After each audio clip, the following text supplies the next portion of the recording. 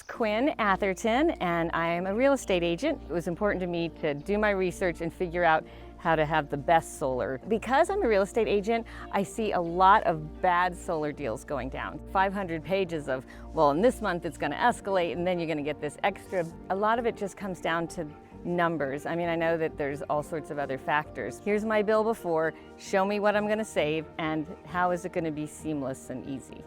Because this is the scary thing too, that Edison can also bill you additionally. So every month now that I get my bill, this is my Edison bill.